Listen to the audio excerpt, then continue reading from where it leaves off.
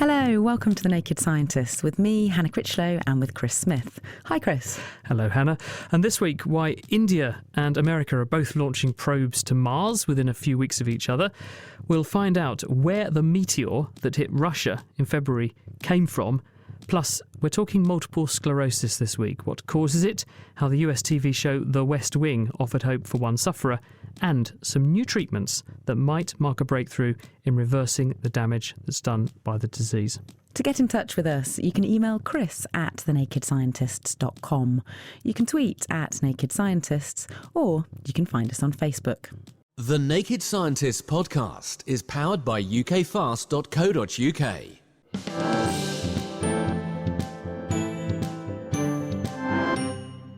Now, before we get stuck into the news, our scientific teaser for you to ponder on during the show this week is, if your brain were a light bulb, what wattage would it be? In other words, how fast does your brain burn off energy? Have a think about that one. Before we go any further, though, let's get stuck into the news. Hannah, what's been making scientific headlines for you this week? Well, I don't know if you, Chris, or everyone, all the listeners out there were very excited on Tuesday night. There was lots of rockets going off into the sky and going bang. There was, on the other side of the world, in India, there was a rocket that was going off, which didn't, fortunately, go bang. Instead, it's actually just now out of Earth's orbit, and it's going on a nice little mission to Mars. And in 2 weeks' time, there's going to be another spacecraft, which will be leaving America's land and again heading off to Mars. So why, you may ask, is there so much traffic that's on its way to this little red planet? Well, usually Mars and Earth orbit the Sun at different trajectories, and sometimes these two planets are just 75 million kilometres apart, and sometimes they're a lot further apart. They're 200 million kilometres apart. Just because of the way they go around. Yeah, they go around the Sun. And so in order to take advantage of the shorter distance, 75 million kilometres, both America and India have timed their launch window so that they can land in Mars, hopefully in September next year. What are both of these craft aiming to do when they get there? Well, they're going to be acting a little bit like sniffer dogs, and they're going to be orbiting around Mars's atmosphere and sniffing out the atmosphere there and trying to figure out why it is that about 4 billion years ago there was some kind of catastrophic climate event, some kind of change that caused the atmosphere of Mars to become a lot thinner and a lot lower. And we know this because if you look at Mars's surface, there's kind of dry riverbeds all over Mars's surface, which indicates that water used to be a liquid about 4 billion years ago. So these sniffer dog spacecraft are going to be taking little sniffs of the air there, and I'm trying to figure out what happened 4 billion years ago in order to cause this change. When will they get to Mars? They think September next year. So it's almost a year mission. It's a long way, isn't it? Yeah, it's a long way. But just looking at the politics of this for a second, America, fine, they've got lots of money. NASA can afford this kind of thing. It's all about blue skies research, or even red skies research in the case of Mars. But Britain gives India £200 million in aid per year. This has cost India, I think the figure I've seen is 75 million quid to send this probe. And one person I heard commenting on this week said, this country, half the population haven't even got a toilet. I mean, where do you sit on that? Do you think they should be spending that much money sending a probe to look at a planet that no one in India has a prospect of ever visiting? Personally, I think maybe they should be investing the money in infrastructure for the country. I've visited India quite a few times and it's a beautiful country, but maybe they should be investing their money in another way. Because the flip side of the coin that was also put to me was that countries like India need to safeguard their economic future, and actually being at the forefront of this sort of technological race means that they're scientifically very valid and technologically very valid, and therefore actually this is the very thing they do need to be investing in order to safeguard the progression of the country and give everyone a toilet ultimately. There's that side of the argument too, yeah. Well, let's stick with space, because it's also been a pretty important week, because there's been a whole slew of papers about this meteor that came in over Russia in February. If you remember, the day after Valentine's Day, Chelyabinsk, which is a pretty big city in Russia, was the place that was impacted by this object that came slamming in from the sky. And I think something like 1,600 people were injured in this, largely by broken glass, because there was a huge sonic boom or series of booms and shockwaves that went across the sky, took out windows. And the one thing about this is that for the first time, there were lots of people with lots of cameras watching it all. And also for the first time, scientists have begun to use that data. And there's a paper in Nature this week. It's actually by Lukas Sherbany, who's at the Academy of Sciences in the Czech Republic. And they have taken 15 of these videos that were published onto the internet. And what they've done with them is to analyse the data in the videos to work out what this object was, where it came from, how fast, and they've post-mortemed it as it went through the atmosphere. It's amazing, this. So the way they did it was to take the videos and then look for stars which are visible in the video footage, and then use where those stars are relative to the camera to work out, therefore, what the trajectory of the meteor must have been.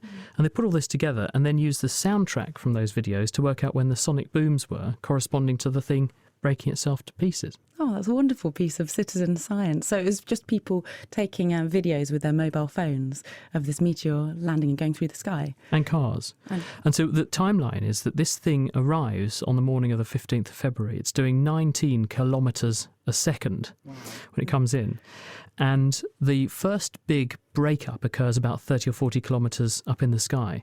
And this object, which was originally about the size of a house and probably weighed about 10 million tonnes, breaks up into 20 massive boulders, which each weigh about 10,000 tonnes. They make it down to about 22 kilometres above Earth's surface. And then there's this enormous disintegration event when the thing falls to pieces. And one single big item is left. And they think that's one big 500-tonne lump that's left, and then goes above Chelyabinsk and amazingly drops into a lake called Lake Chabarkal about 70 kilometres away to the west, and it leaves an 8-metre hole in the ice. That's there. very lucky that it didn't land on a city or... Yeah, It is, but it's amazing that it just managed to hit this lake, having come in from space at 19 kilometres a second. But what they've then done is to extrapolate what the trajectory of this thing is back to where it probably came from, and they think it's probably derived from an asteroid called 86039. And 86039 is a bigger object which they think probably got bashed into by something else, dislodging this chunk of rock. And that chunk of rock then was nudged in various ways onto an earthbound course and then descended, and we saw the shockwaves as a result. They think it came down with the power of about 500,000 tonnes of TNT in these blasts. Powerful stuff.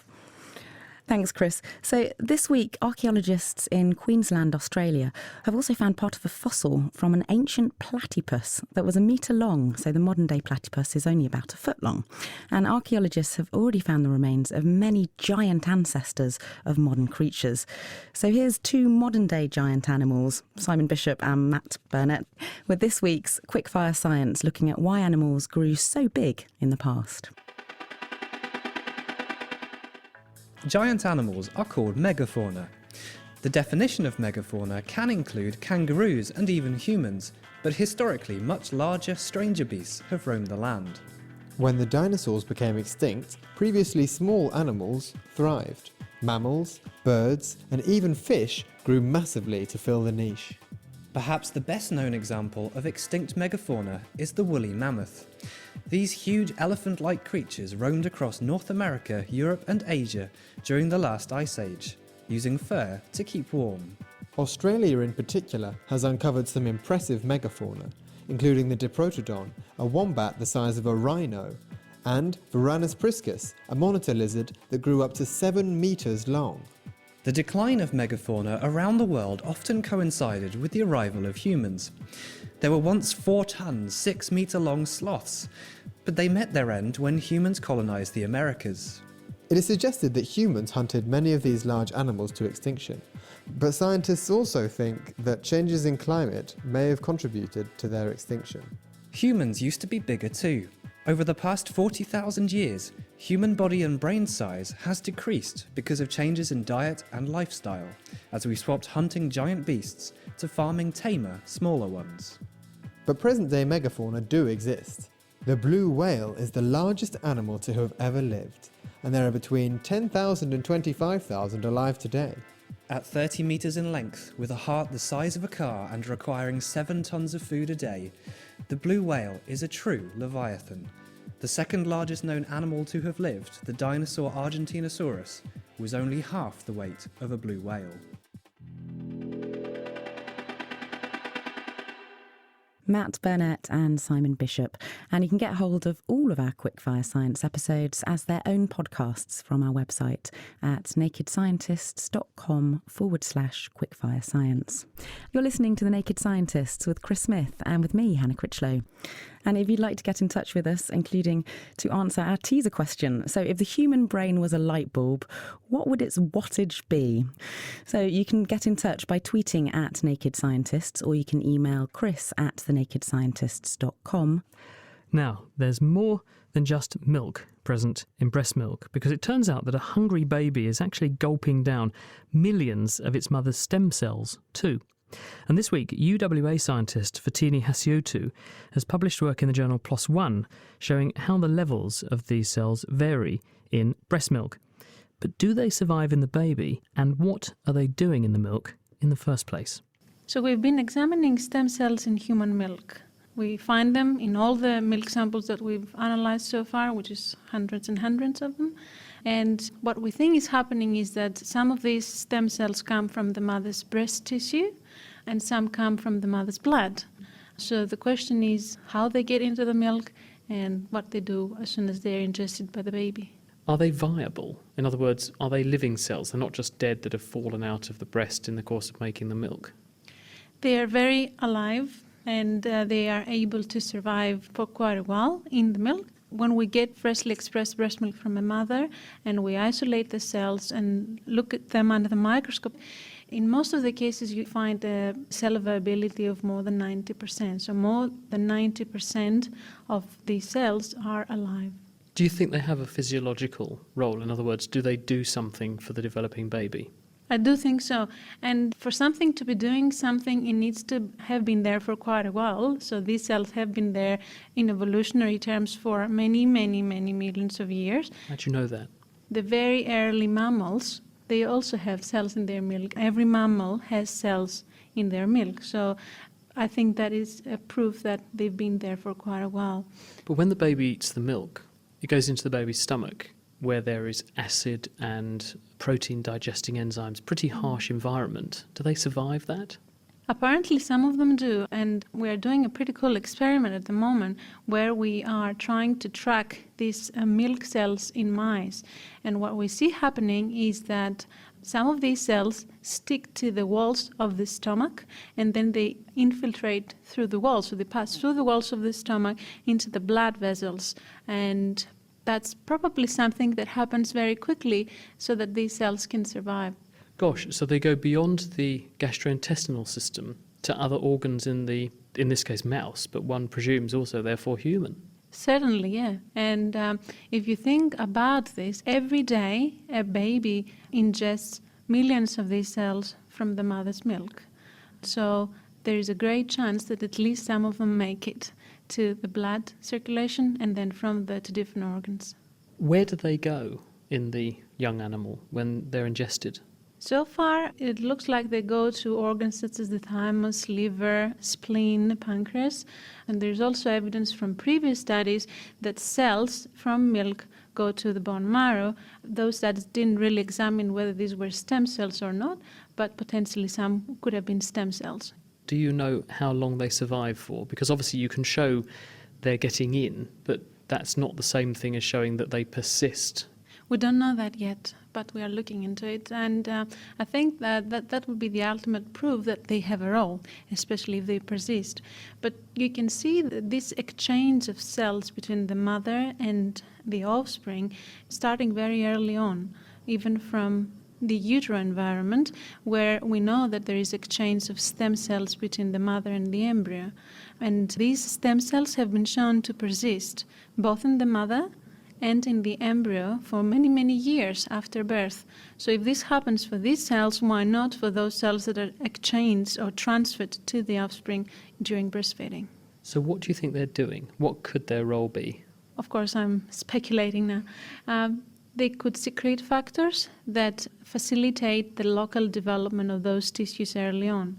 We know that these cells secrete very important growth factors because we get these cells from the milk and we grow them in culture, and they do secrete a number of important growth factors. They also make neurotrophins, which are very important for the brain development of the baby.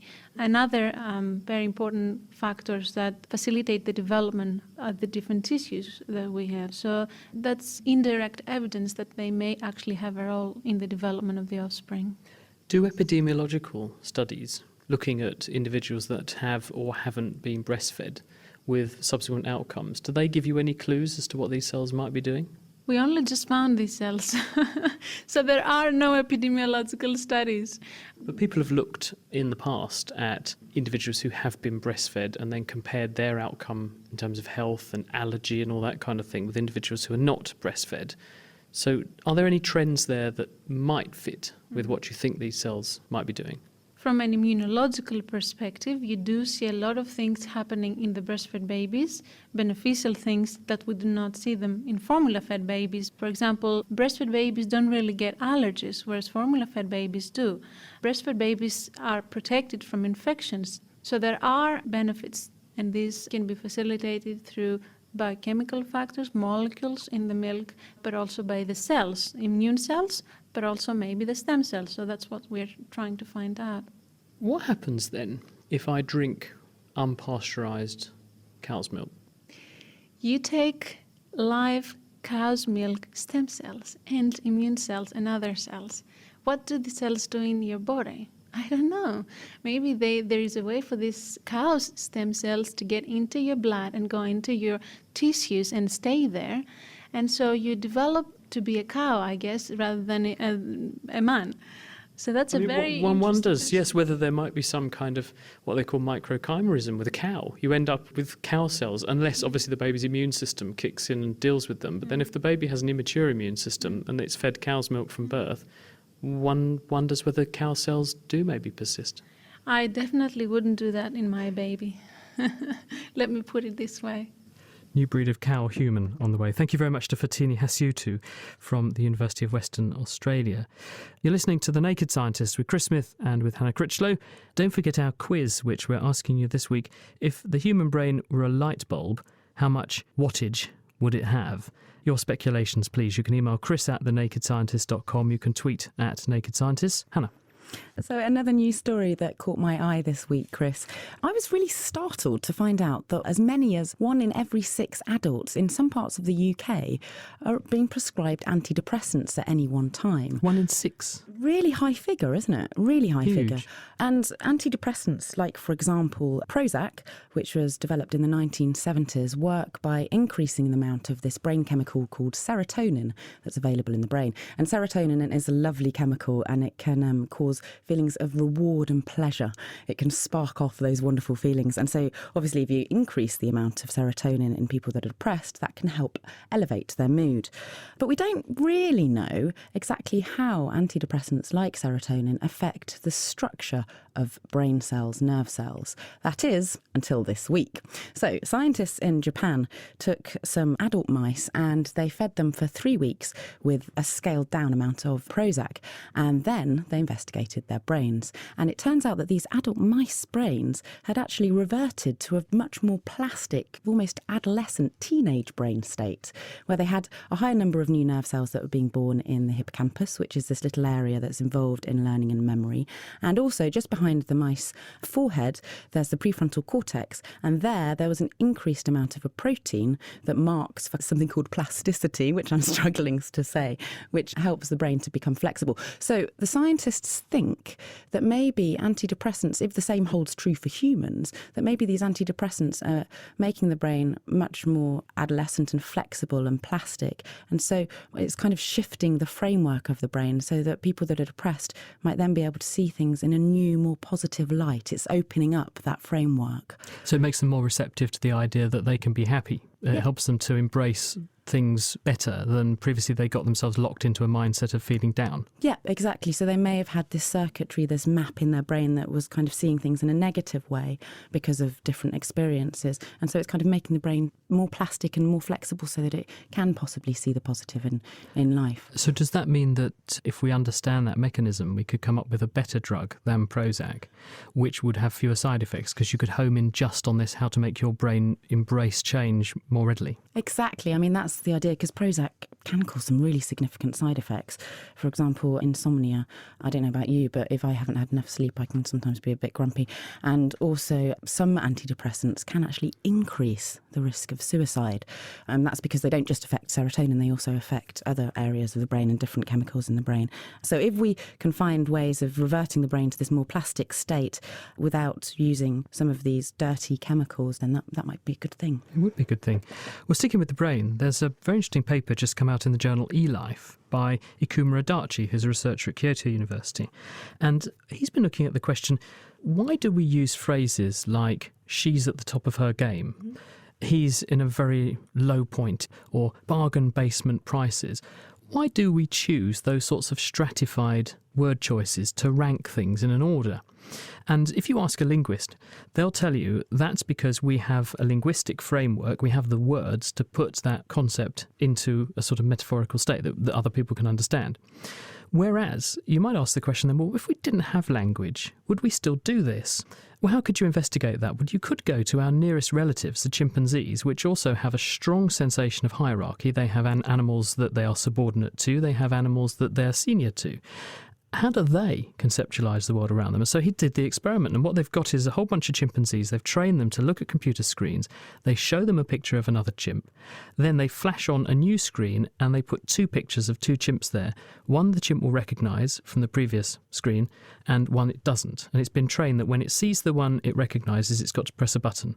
And they put the picture of the two chimps vertically one above the other. And when you flash up a picture of a chimp it's seen before that is senior to it, its boss if you like, if it puts that picture at the top of the screen, the chimp sees it much more quickly than if it's at the bottom. And if the converse is the case, in other words, if you've got the animal having seen a picture of a chimp that is senior to itself, and then you flash it up with a picture of that junior chimp at the top of the screen, it takes much longer to see it. In other words, they must have the same kind of mental mapping for seniority vertically up and down that we do, and this suggests that it's nothing to do with language.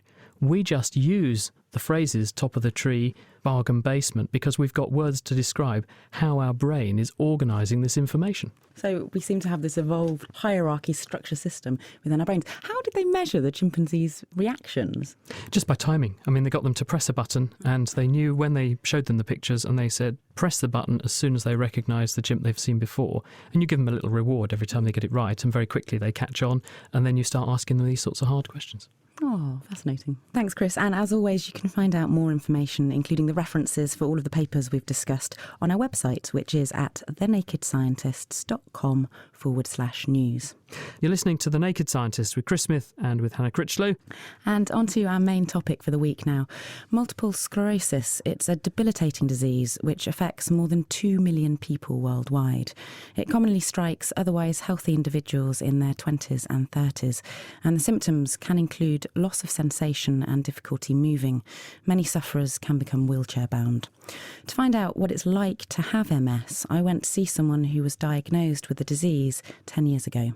I'm Anthony Dean. I was diagnosed with MS in 2003 after a year of symptoms that were kind of similar and kind of strange, and I didn't really know what they were. I went to see my GP after having pins and needles in 2 fingers in my right hand, which went away after about a month. 3 months later, I had pins and needles down my left arm, and then about 6 months after that, I lost sensation in the right hand side of my body from the neck down.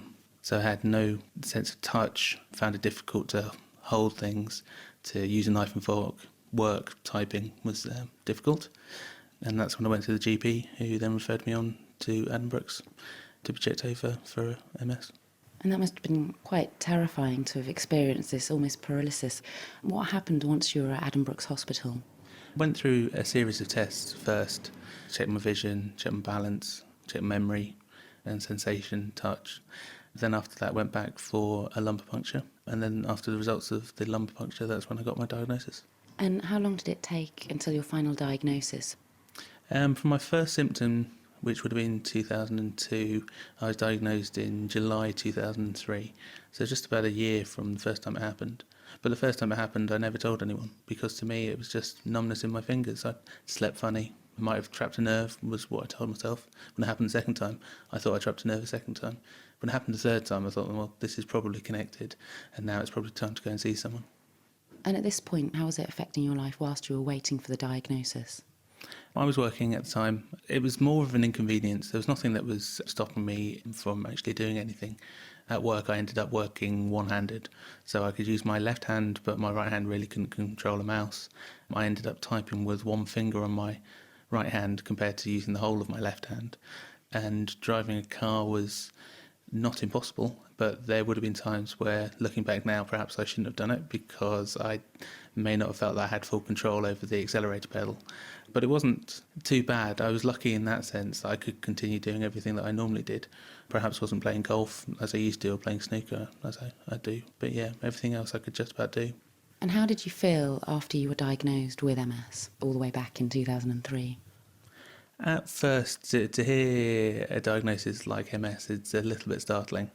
My only experience of MS, or anyone with MS, had actually been from the TV programme The West Wing. In the first series of it, it's revealed that essentially the American president has lied to the American public by saying he's had MS and he's been treated. In it, there's lots of questions over, is he capable to still be president? What happens if he has a relapse? Something which they actually spell out very clearly in the programme, that it's not a condition that will kill you. It's not something that is, it will affect you in certain ways, but it's not a life-threatening illness. So in it, he basically continues to be president for another 7 years after that point. So I felt very comfortable on the back of that. Thanks to Anthony Dean from Cambridge. It's interesting because he was talking about the West Wing and things like that, but someone else very famous who describes having had these same sorts of symptoms but knew what was happening to him because he was a medical student at the time. That was Michael Crichton, who wrote Jurassic Park. Mm-hmm. Yeah, he was one of the lucky ones, though, because he didn't get progression of his disease. He just got an episode and it luckily went away and didn't come back. Oh, that is lucky. That is very fortunate. Well, we just heard from Anthony a bit about what it's like to actually have the symptoms of multiple sclerosis, but what's actually going on in a person's body when they've got those symptoms? Alistair Compston is from the Department of Clinical Neuroscience in Cambridge, and he specialises in dealing with this disease. Hello, Alistair. Good evening. When someone has multiple sclerosis, what is this disease? Well, Anthony's gave a very clear account of the experience for a patient of attacks which come and go with good long periods in between in which the patient is entirely well. What he was describing was the patches of damage occurring from time to time in his brain and spinal cord. And in those patches, a number of different things are happening. There's inflammation. There is some loss of the myelin sheath, which is found around most nerve fibres in the brain and the spinal cord. There's damage to the nerves themselves. There is sometimes some repair and remyelination, which we may hear about later, and there's scarring or sclerosis in those patches. So multiple sclerosis, lots of areas of scarring, and the problem has been to sort out what's driving that process and how those different components fit together. What is causing the inflammation? Well, this has been debated for many years, and it's only really recently that I think most people would agree that inflammation is the primary process, the one that is driving the disease. And that comes from the circulation, from the lymphoid organs. It's not something which starts in the brain. What triggers it is complex, and we'll probably discuss later some of the ideas around the causation of this inflammation, this autoimmunity, which most people would now accept drives the disease. So the immune system, for some reason we don't quite understand, moves into the nervous system and begins to attack certain patches of the nervous system, but by no means all of it all at once. Yes, that's the idea. And when that consensus was reached of thinking, then of course it did offer the possibility of trying out treatments which might stop the immunological, the inflammatory process, and so be useful for individuals who had the illness. But those ideas and the drugs which have been used really only started to come into play in the early 1990s. Since then, a number of drugs have been licensed and are used, and really multiple sclerosis has been a fantastic success story in terms of the menu of drugs which can be thought about and used by comparison with many of the other diseases of the nervous system that we as neurologists deal with on a daily basis. So it has been very successful, but of course there are still unmet needs and problems yet to be sorted. So the way that you chiefly tackle the disease is to try to damp down or turn off the immune response, at least temporarily, when it tries to flare up in order to stop it damaging the brain or spinal cord, wherever it's damaging at that moment. Well, that's my approach, and I think most people would now agree that to tackle the immunological component is a very good way to start, both from theoretical reasons, from what we know about the mechanisms of the disease, and also empirically from seeing what actually happens to patients when that approach is taken.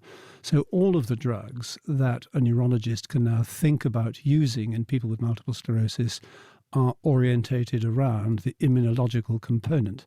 That's not to say that there aren't other aspects of the mechanism of the disease that we would like to deal with, neuroprotection, remyelination and repair that we may hear about, but at the moment the licensed drugs are addressing the immunological component because we think that is pivotal and driving everything forward. Is that what led you to try this fairly radical drug, Campath, which was invented here in Cambridge, which is a very potent way of removing the immune response, at least for a period of time, in some of your patients, like Anthony? Well, when we first thought about using that monoclonal antibody, Cambridge Pathology First Human, Campath 1H, the logic was that, yes, the disease is immunologically driven, but dealing with it once it's started and trying to unpick the events going on within the central nervous system was bound to be difficult. And so our hypothesis was to ask whether we could go back a step and get outside the nervous system and deal with the process before the cascade of events had really set in. So the opportunity arose to do that because Campath is a humanized monoclonal antibody which targets the CD52 antigen, which is present on all immune cells, T and B lymphocytes. It could be given by intravenous injection, and there was every reason to expect that it would radically remove the immune system from the bloodstream and lymphoid organs, and then subsequently allow a repopulation with new cells, which we hoped would not bring back the old story of multiple sclerosis. And is that what you found? It is actually what we found, and we had to learn a number of lessons. It's taken us 25 years to get to the European license, which was granted on the 17th of September this year. We learned many lessons along the way, but we've ended up with clear evidence that the efficacy, in other words, the usefulness of the drug is very high. However, as with many treatments in medicine, and multiple sclerosis is no exception, there is no free lunch.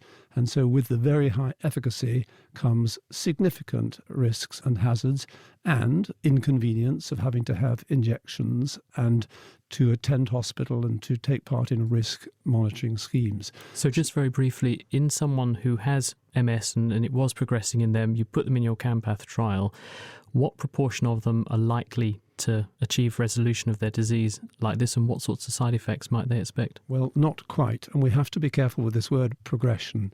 So multiple sclerosis starts with episodes which come and go, and then later, after some time, usually many years, those episodes dry up, reduce in frequency, and are replaced by slow progression.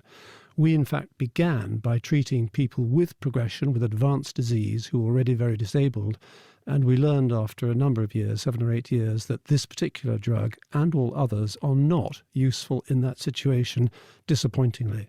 And so in 1999, we switched to treating the disease very early in people who were threatened by multiple sclerosis but were still relatively well. And it was that switch from treating the disease late to treating the disease early that was the crucial step. And now that we do that, the experience is very good for most patients. Alistair, thank you very much. Alistair Compston from the Department of Clinical Neuroscience in Cambridge. He's with us for the rest of the programme, so if you have any questions about MS or the trial he was discussing, you can tweet at Naked Scientist. Hannah. So, according to Alistair, the drug Campath offers hope to those people who have just been diagnosed with early stage MS. But what do patients who have tried the drug actually think? Anthony Dean, who we heard from earlier in the programme, was put on the original trials for the drug. Well, when I was diagnosed in the first place, the first question I had was about what treatment was available. I'd done some research online, I'd Googled my symptoms, and I kind of had an idea of what I might be diagnosed with. And then on the back of it, I had looked up what would be available.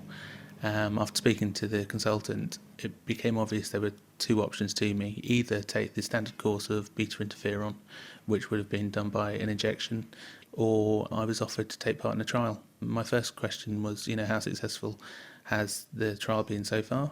And was told that early indicators were that it was proven to be very successful. So I decided to go ahead with it, in a sense take the gamble, because I thought I had nothing else to lose. I was invited back a couple of months later into hospital for 5 days of an infusion of Campath alongside steroids. So you were diagnosed with MS, and then 3 months later you started this Campath treatment, and then that was 1 week duration of the treatment in hospital. That's right, and that was all the treatment that I had in my first year. And what consequences were there of this treatment? The treatment itself wasn't too bad. I was in hospital being well looked after. I felt a little bit sick, I think mainly from the steroids more so than the actual treatment itself. On the back of it, though, there is a side effect known as the Campath rash. Essentially, you sort of break up in a reddish purpley kind of rash. But again, other than looking a bit like Barney the dinosaur, there's nothing actually wrong with you. It just looks a bit strange to people who don't know what you've been doing. And did you regain sensation in the left side of your body? It's not a matter of that it will give you back sensation. Everything that I'd had, problems that I'd had in the past, had always come back. It's part of the relapsing remitting form of MS. It comes and then it goes again. So at the time, I wasn't actually suffering from any problems with MS. So I'd gone into hospital healthy and came out healthy. But since that point, I haven't had one symptom of MS. So how long have you been MS free? That will be 10 years. 10 years this week. And do you think that your diagnosis and then your subsequent treatment has changed your life in a tangible way that you might want to tell the listeners about? I think it would be wrong to say that I've reevaluated my life and seized the moment. It's not the kind of person I am. One of the things on the back of it is that I started to take my fitness a bit more seriously. I took up running about 5 years ago and run half marathons, which is good fun. And last month, in fact, I did 3 half marathons in a month in order to raise money for the Multiple Sclerosis Society. So far I've raised about £2,500. Good on you. Anthony Dean, who's an MS sufferer in Cambridge, who was talking to Hannah. So Campath offers some hope to multiple sclerosis sufferers, but might it be possible to entirely cure the disease in the future for all those that have MS? Steve Hauser is a neurologist at the University of California in San Francisco, and he joins us now. Hi there, Steve. Good evening. So MS can manifest itself either gradually or it can come on more suddenly, as we heard in Anthony's case. But how does this quite broad spectrum of the way that MS can work, how does this affect treatment and also management? Yes, this is a very important point that you've just made. MS, like other chronic autoimmune inflammations, rheumatoid arthritis, for example, can be a benign, almost trivial illness in some people, and a very aggressive and life-changing illness in others. So the first important consideration is that the severity of MS is very broad. The second important point is that the important outcomes can play out not only over a year or two, but much more often over a decade or two or longer. And our experience with therapies generally involve just 2 years or at most 3 years of observation. So it's an inadequate window to really see the long-term outcomes that we all care so much about. For someone like Anthony, who began with numbness in a couple of fingers, we really want to know what the natural course is. We want to be able to predict the future in those individuals so that we can assess whether this will be a serious or a trivial problem, and also how aggressively we would want to treat. Alistair was talking about the immune system kind of attacking the nervous system. Is that genetics that are involved in this? So, for example, did Anthony have a genetic predisposition to this immune system hyperactivity? Well, most likely he does.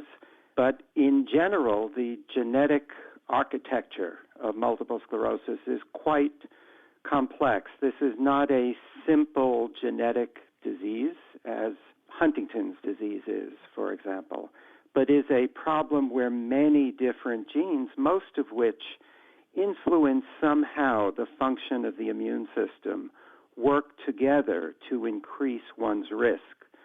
However, most of the risk, we believe, is environmental. So this is a complex problem in which both genes and environment participate. And what type of environmental factors are involved? Well, we don't have a full understanding of those. We do believe that the disease has increased in frequency over the past 100 years, and that is certainly environmental and not genetic, because our genes don't change enough over just a few generations to account for this. We believe that vitamin D insufficiency that most people in the Western world have chronically is part of the story.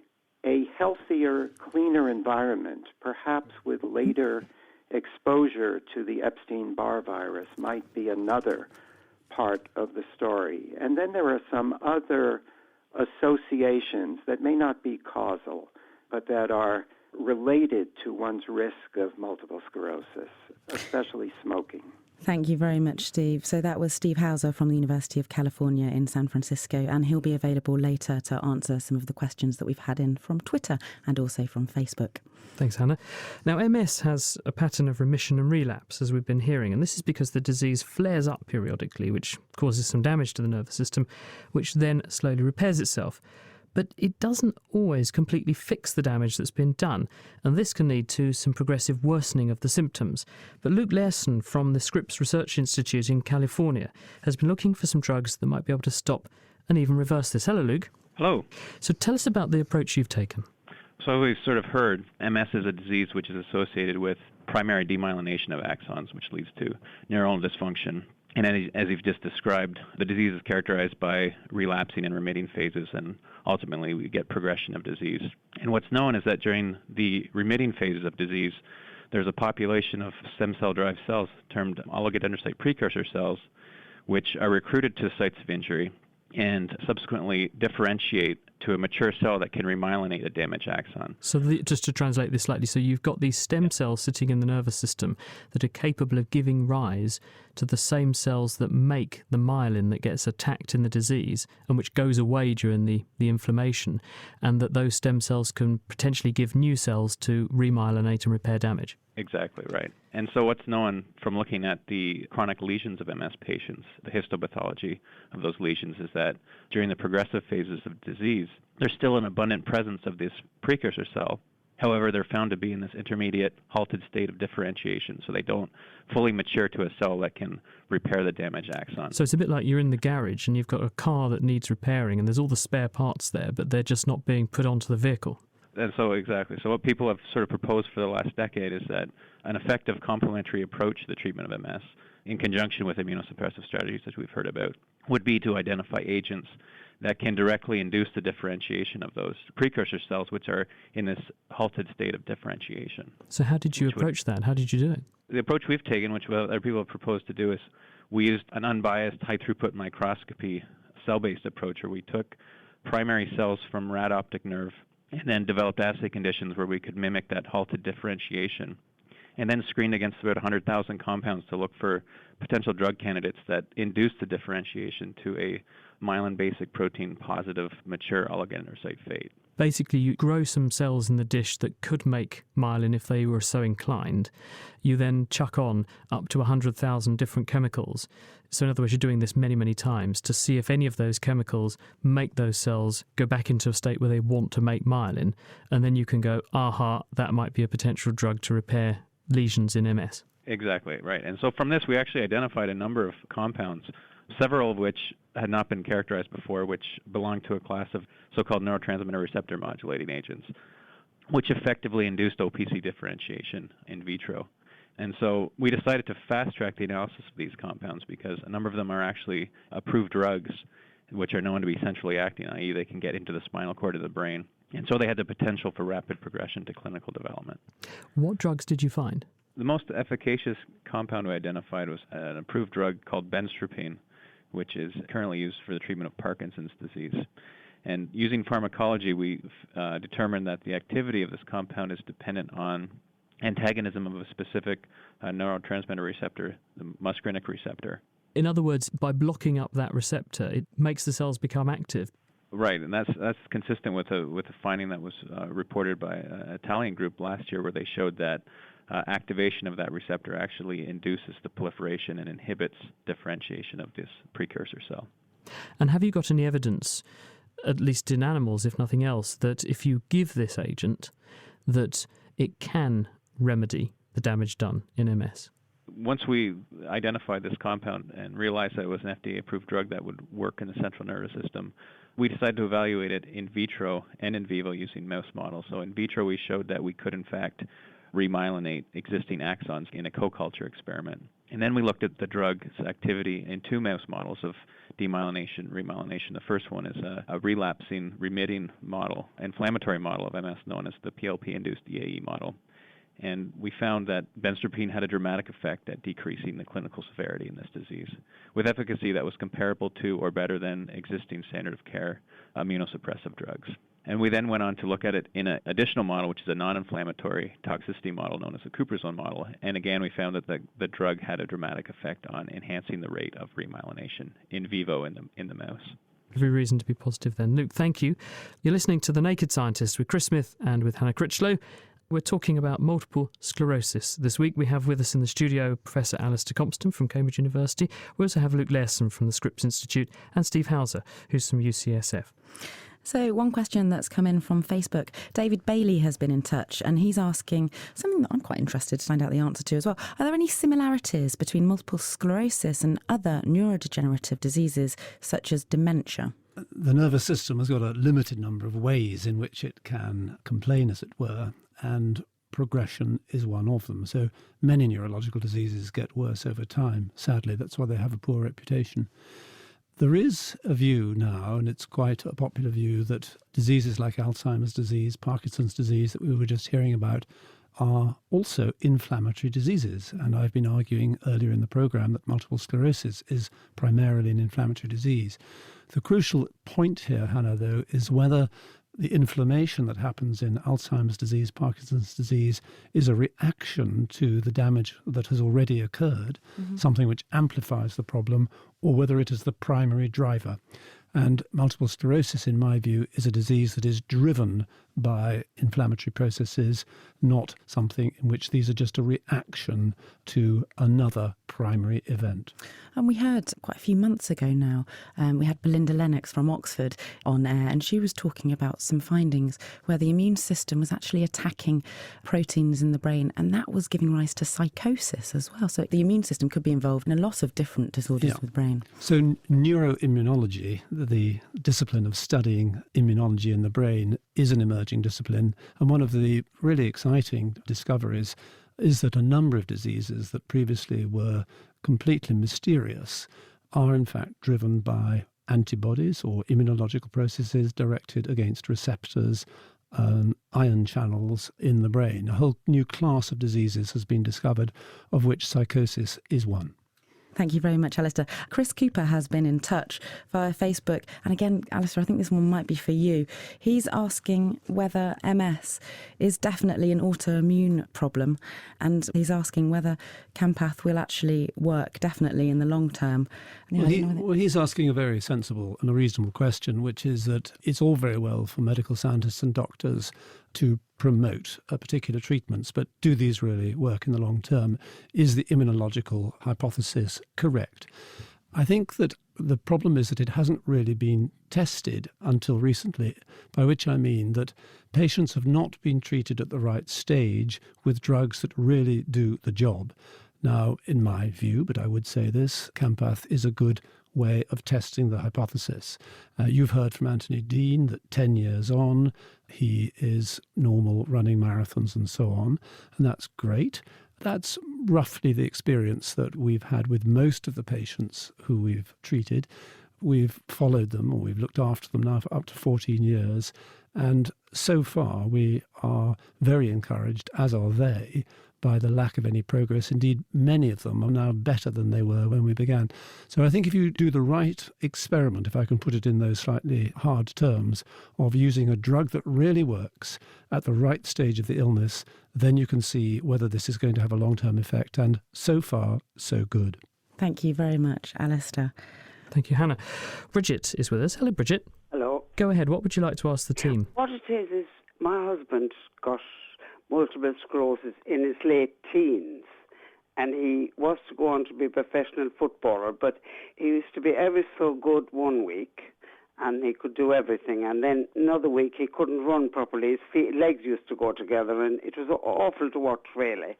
We got married anyhow, and he started to fall down, and that when he was 34, and we had 3 children at this stage, and he was diagnosed when he was 35. Well, the question is this hereditary for one thing? Let's first of all put that to Steve. We really do not understand why your husband developed multiple sclerosis. The wonderful progress that Professor Compston discussed earlier in this session really gives us hope that in the future we might understand MS in a simpler way. We know that genetics and our inheritance does predispose some of us more than others to developing MS. But MS is not a purely or even a predominantly hereditary disease. Thank you very much, Stephen. Alistair, have you got anything to add to this? Well, only really to reiterate what Steve has said, that knowing about the genetics of multiple sclerosis helps us as medical scientists to understand the nature of the problem, but it's not a cause for worry for individual people because the risks to close relatives are very, very low, except in the one situation of an identical twin. But the genetics is about understanding what's going on, not about counselling or other applications. So, say, for example, my grandma had multiple sclerosis. So what's the chance of me then developing multiple sclerosis compared to Chris, whose grandparent didn't? Well, I'm sorry to hear about your granny, Hannah, but it does mean that you are very slightly more likely than the average person to develop the illness. Shall we say 1 in 500 people will develop multiple sclerosis. And if you've got a first-degree relative who has or had the illness, then your individual risk is slightly increased, but it is still very low. And we have figures for the granddaughter of a woman who had the illness in life, and you can be reassured that this risk is down at under 1%. Thank you, Alistair.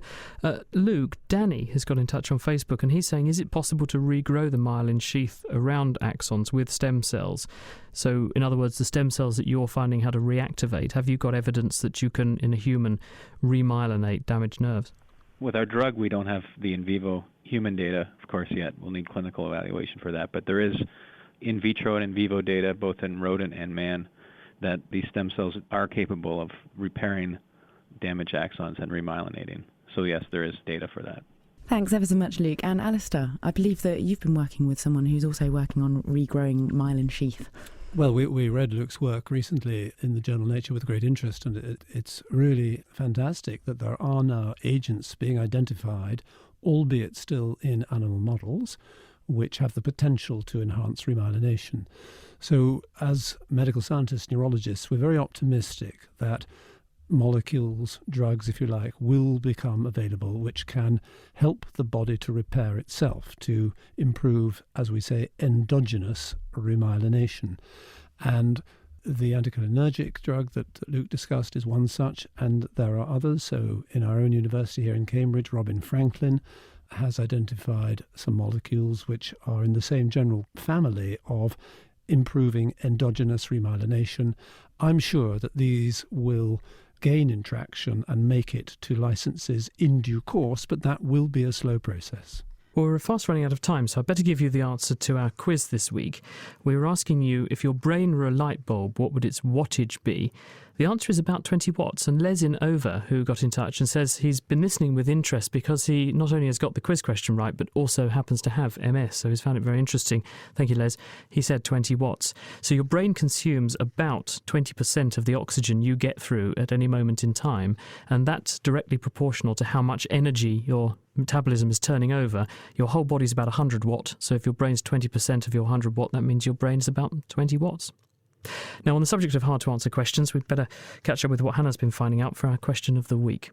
This week, we climb the Tower of Babel to get our brains round this. Hello there, my name is Esther and I am calling from Madrid. I came back to Madrid to take care of my niece, Adriana. She is just 1 year old. Since then, I have spoken to her solely in English. So my question is it okay if I speak to her in English? Or I am delaying her learning? Thank you so much for your help. So, is it good to raise your baby bilingual? We turn to developmental linguist Professor Antonella Ceracchi from Edinburgh University. The short answer is yes, raising a baby to be bilingual certainly affects his brain for the better. Aha, but I'm sure I've heard raising a baby with 2 languages is actually bad for development, that they won't do quite so well at school. What is coming out of research is a completely different picture. Bilingual children tend to be better, for example, at understanding how language works in general, and so they pick up other languages more easily. They tend to learn to read earlier than monolingual children. They find it easier to appreciate that other people can have different perspectives and different points of view. And bilingual children also tend to be better at focusing attention and monitoring their own behavior.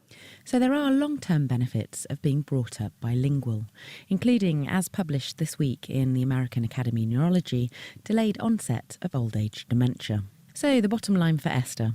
I would say, Esther, go for it. Try to speak English to your baby and to create many opportunities as possible for your child to hear English and to get engaged with English. Thanks, Antonella and Esther, for getting in touch with the question. We slickly squirt into our next question. Simon Ashby wrote in with this. In the base of my mouth, below my tongue, I am sometimes able to eject a very fine spray of saliva out of my mouth. I know I am not the only person able to do that, as a friend of mine could do this at will. He would lift and move his tongue and produce a fine jet of saliva that squirted from his mouth. The question is, why are we evolved to be able to do this? It's called gleeking, and it's pretty gross. But can you do it? And if so, why do you think it happens? That was disgusting, and if you think you know the answer, then please write to us, chris@thenakedscientist.com. You can also go onto our forum, nakedscientist.com/forum, where you can see what other people are saying. That is it for this week, but thank you very much to our guests, Anthony Dean, Alistair Compston, Stephen Hauser and Luke Lairson. Thank you also to Hannah Critchlow for joining in, and the production this week was by Kate Lamble. You can join us next week when we'll discover the technologies that are used to restore everything from aeroplane parts to old Doctor Who episodes. The Naked Scientist comes to you from Cambridge University. It's supported by the Wellcome Trust, the STFC and the EPSRC. My name's Chris Smith, and thank you very much for listening.